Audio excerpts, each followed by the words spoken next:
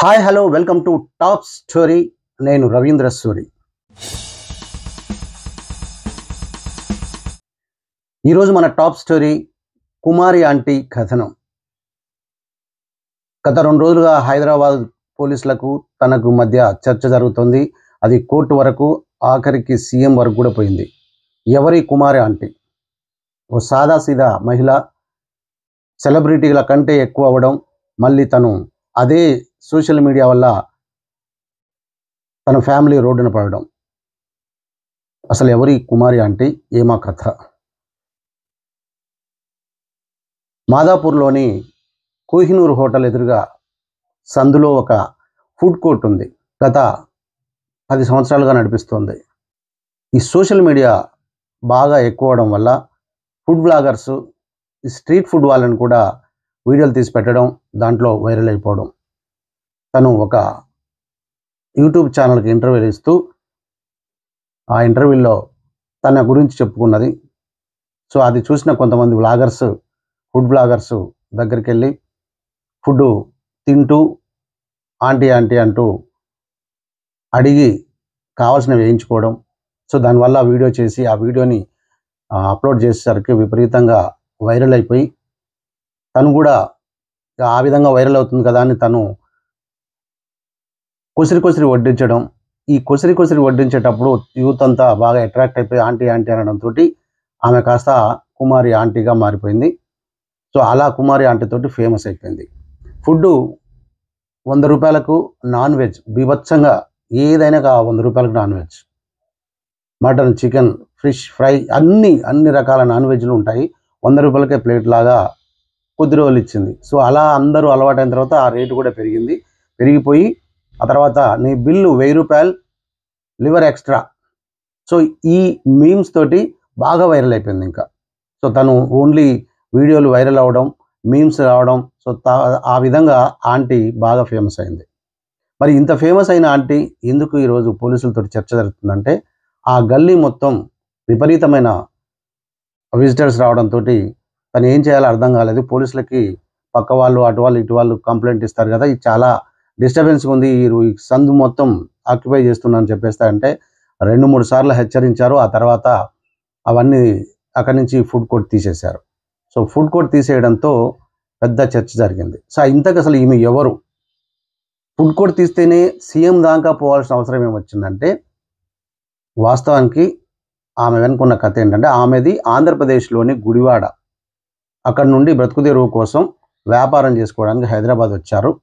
తను వాళ్ళ భర్త ఆటో డ్రైవర్. ఆటోతో వచ్చేటువంటి డబ్బులు కుటుంబ పోషణకు సరిపోక తను బిజినెస్ చూసుకుంది. అది ఆమెకు తెలిసిన బిజినెసే, వంట బిజినెస్. హోటల్ లాంటిది పెట్టుకుందామని చెప్పి చిన్న ఒక బండి తెరుచుకొని ఆ బండి మీద రోజు ఫుడ్ వండి కావాల్సిన వాళ్ళకి పెట్టేవాళ్ళు. సో అలా వస్తుండగా ఈ సోషల్ మీడియా వచ్చింది కదా, దీనివల్ల ఆమె ఫుడ్ బాగుంటుంది అని చెప్పేసి ఇంటర్వ్యూలు చేయడంతో ఆ ఇంటర్వ్యూలలో ఆమె ఒకసారి, మాది గుడివాడండి, మరి మీకేంది వెనక ముందు ఎవరున్నారు ఏంటంటే, నాకు జగనన్న ఇచ్చిన ఇల్లు తప్ప నాకేం లేదంటే, మేము చాలా పేదవాళ్ళం, జగనన్న ఇచ్చిన ఇల్లు మాత్రం మాకుంది అక్కడ అనగానే ఈ వైఎస్ఆర్సీపీ పార్టీ వాళ్ళు మొత్తం ఆమెని హైప్ చేయడం స్టార్ట్ చేశారు. చూసారా, ఒక సాధారణ మహిళకి జగనన్న యొక్క పొలాలు అందినాయి అన్న దాంతో ఆమెను హైప్ చేశారు. ఈ హైప్ చేయడంతో వైరల్ అయిపోయింది ఇంకా.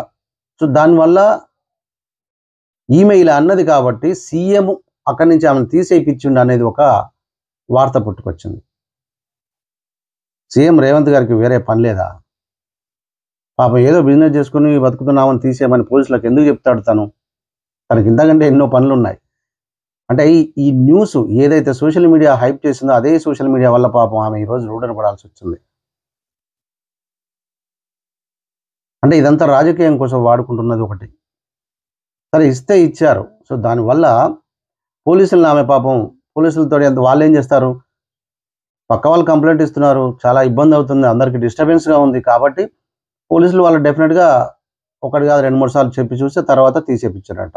సో ఆమె కోర్టుకి వెళ్తాను. ఓకే, కోర్టుకి వెళ్తే ఇది పరిస్థితి అని చెప్తే కోర్టు వాళ్ళు అప్పుడు ఏం చెప్తారో చూసి ఇచ్చేయమంటే ఇచ్చేస్తారు. వాళ్ళు మాత్రం ఏం చేస్తారు, కానీ వాళ్ళ ముందైతే జనాలకి ఎలాంటి అసౌకర్యం కలిగించకుండా చూడడమే వాళ్ళ బాధ్యత కాబట్టి వాళ్ళు తీసేశారు. దీనికి సీఎంకి లింక్ పెట్టేసి అదేదో జగన్ పేరు చెప్పుకొని ఇక్కడ ఉంటుంది కాబట్టి రేవంత్ రెడ్డి ఆ షాప్ తీసేపిచ్చాడని చెప్పడం అనేది అసలు అది అర్థం లేనిది.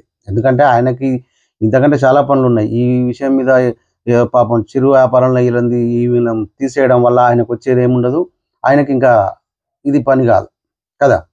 సో కాబట్టి ఇది అక్కడికి కాకుండా అసలు ఉన్నది వాస్తవం ఇక్కడ ఏంటంటే, ఎప్పుడైతే ఈమె బాగా ఫేమస్ అయిందో, ఈ యూట్యూబ్ వాళ్ళు, ఈ ఫుడ్ బ్లాగర్స్ వాళ్ళు చేసినటువంటి వీడియోల వల్ల తను వాస్తవానికి ఫేమస్ అయిన మాట నిజమే. ఒక్కరోజన్నా అక్కడ ఒక పూటన్నా తినాలనుకుని ఎక్కడెక్కడి నుంచి వచ్చే వాళ్ళు ఉన్నారు. ఈవెన్ టీవీ సీరియల్స్లో నటించే నటీనటులు కూడా అక్కడికి వచ్చి తినడం స్టార్ట్ చేశారంట. సో వాళ్ళు కూడా ఒక వీడియో చేసుకుంటారు. అక్కడ తినడానికి వచ్చిన ప్రతి ఒక్కరు ఒక వీడియో చేసుకుని అది అప్లోడ్ చేసుకుంటున్నారు. సో దానివల్ల ఏమవుతుందంటే అక్కడ ట్రాఫిక్ పెరిగిపోతుంది, మొత్తం బ్లాక్ అయిపోతుంది. ఆ గల్లీ అంతా బ్లాక్ అయిపోతుంది. కాబట్టి ఏం చేస్తున్నారు, అక్కడ ఉన్న వాళ్ళు కంప్లైంట్ ఇవ్వడం, పోలీసులు వచ్చేసి వాళ్ళని అక్కడి నుంచి తీసేయడం జరిగింది.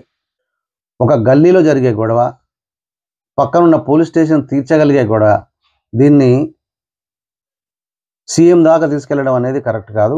సీఎం గారికి చాలా పనులు ఉంటాయి. ఇక్కడ తెలుస్తుంది, ఈజీగా తెలుస్తుంది. తను ఒక చిరు వ్యాపారి, తన వల్ల పక్కన వాళ్ళకి కానీ ఆ గల్లీలో కానీ అసౌకర్యం కలుగుతుంది కాబట్టి తీసేశారు. అంతకు తప్పి ఇంకోటి ఉన్నది. ఎందుకంటే అలా అనుకుంటే రోడ్ల మీద చిరు వ్యాపారులు చాలా మంది, బోలెడు మంది ఉన్నారు. మరి వాళ్ళందరినీ తీసేయాలి. పగబట్టి ఆ మొక్కదాన్ని ఎందుకు తీసేస్తారు పోలీసులు మాత్రం? అక్కడ అసౌకర్యంగా కలుగుతుంది, పక్క వాళ్ళకి ఇబ్బందులు అవుతున్నాయి, పక్క షాప్కి ఇబ్బంది అవుతుంది, ఆ గల్లీలో పోవాల్సిన వాళ్ళకి ఇబ్బంది అవుతుంది. వాళ్ళు ఎన్నోసార్లు పోలీసు వాళ్ళు ఎన్నోసార్లు హెచ్చరించారని చెప్తున్నారు. సో వాళ్ళు దానికి అక్కడి నుంచి ఇంకోటి ఆల్టర్నేట్గా ఇంకా వేరే ప్లేస్ చూసుకోవడమా, లేదంటే ఏదైనా చూసుకోవడం చేయాలా, లేదంటే తను చాలా విశాలమైన ప్లేస్ ఏదైనా ఉంటే దాన్ని లీజుకి తీసుకొని అక్కడ పెట్టుకోవాలి. సో ఇలాంటి చిరు వ్యాపారంలో ఇంకోటి ఏంటంటే, ప్లేస్ మారిస్తే మళ్ళీ అంత డెవలప్ అవ్వాలంటే మళ్ళీ కష్టం అనేది తెలుసు. అలా అని చెప్పేసి పక్క వాళ్ళకు డిస్టర్బెన్స్, అక్కడున్న సామాన్య ప్రజలకు డిస్టర్బెన్స్ చేయడం అనేది బాగుండదు కదా. సో ఇది అసలు కుమారి ఆంటీ కథ. మరి సోషల్ మీడియా అనేది ఎప్పుడు ఎవరిని తెలుసు కదా, అంత పైకి ఎత్తేస్తుంది, అదే క్షణం అక్కడి నుంచి కింద వదిలేస్తుంది. సో కాబట్టి ఎవరు చేసే పనిలో వాళ్ళు చేస్తూ ఉండాలి. సోషల్ మీడియా అంతే, ఎప్పుడూ ఒక ఊపుతుంది, మళ్ళీ పడేస్తుంది. మీ పని మీరు చేసుకోండి. కుమారి ఆంటీ వాళ్ళ ప్రాబ్లం కూడా సాల్వ్ అవుతుంది. ఇది సంక్షిప్త కథ. ఇలాంటి టాప్ స్టోరీలను అందిస్తూ ఉంటుంది నామాల మీడియా. వీటి కోసం సబ్స్క్రైబ్ చేసుకోండి నామాల మీడియా. Thank you.